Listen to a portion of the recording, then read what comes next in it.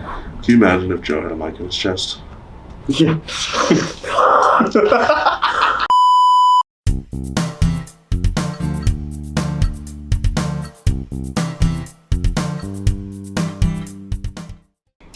Welcome back to another episode of the Times Leader Beer Gang, where we are once again talking about new Christmas beers that you can try this holiday season.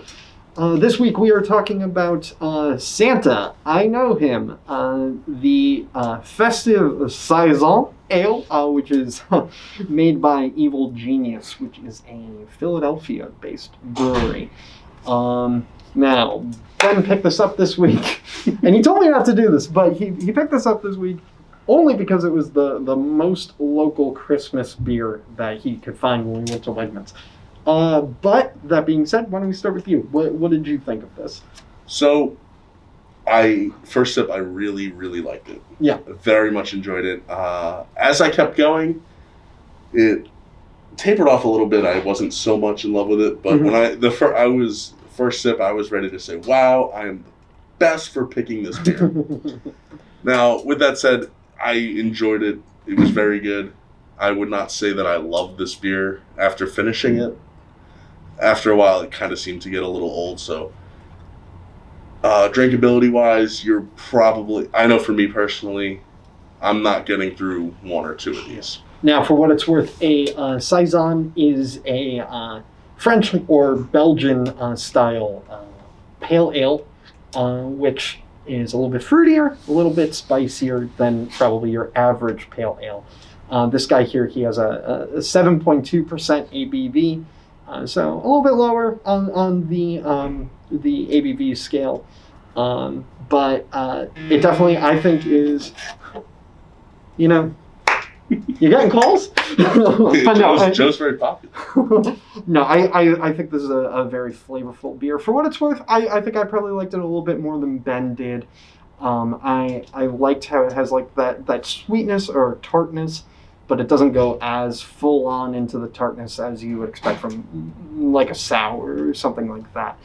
I like the flavor. I knocked back both of the two that we had right in a row.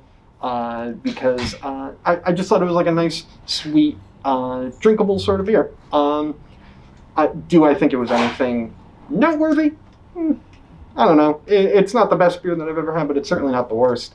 If I were out at a bar or something, if we could go to bars, I would probably pick it up again. But it was good. Joe, what did you think? To me, it was just one of those beers. It was okay. I wouldn't go out of my way to drink it again. If I was someplace and somebody offered me one, I'd certainly have it. But it was just average to me. I mean, it was something I could drink. If I was sitting around at home and that's all I had to drink, yeah, I'd have it. But if I was out in the store and I was looking to buy a holiday beer, I'd probably get a 6 of Mad Elf before I'd pick this up, or try something else that I haven't had before.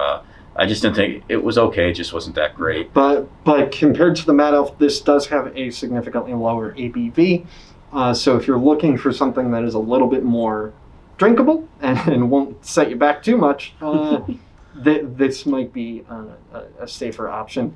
And it's certainly a lot better than the one that we did last week, which was the Sheetz Happy Holidays, which I have beef with. Yeah. The only thing that kind of annoys me about this beer, and it's all the Evil Geniuses beer, you can't tell what they are by their names. Yes. They give you no indication whatsoever. They're just, either, what they think is a funny pun on a word, or something they've stolen from a TV show or something. And I get the shtick, but you know what? I'd like to be able to look at the bottle and not have to read the fine print to figure out what it is. Yeah, I'm looking at their website, and we also see some beers like the I'll Have What She's Having, which, of course, is a reference to When Harry Met Sally, but you wouldn't understand the connection to the beer at all because it's a chocolate hazelnut imperial stout. I don't know. Then there's the hashtag Adulting Guava IPA, Stacy's Mom Citra IPA. So it's just random references to media things that have nothing to do with the beer. Yeah. Purple Monkey Dishwasher is their chocolate peanut butter porter.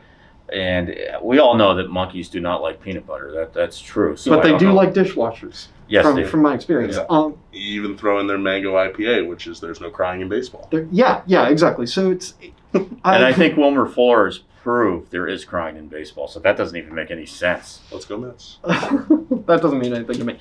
But so yeah, I think this kind of thing is kind of like overly cutesy. I think it's kind of annoying when they try to steep everything in these references that don't mean a whole lot. But I like the beer, so you can't knock it too much. Yeah, they'll get a pass from me. Yeah, exactly. So this episode is going to come out in 2 weeks, so I don't know if we're still going to be doing holiday-themed beers in the next episode, but you can tune in next week to find out what we decide to review. And Joe, do you want to give the classic kicker? If you're enjoying our videos, you can subscribe to the Times Leader and support us. You can do that by calling 570-829-5000, or just click on over to timesleader.com and follow the links on the homepage to the circulation department, and they'll get you all set up with your home delivery of the newspaper. Absolutely. And don't forget, give us a follow on Twitter at TL_BeerGang. And while you're there, feel free to tweet at us or shoot us a DM or whatever, suggesting some more beers. We're always excited to try new things and let you guys know what we think. So tune in for the next one.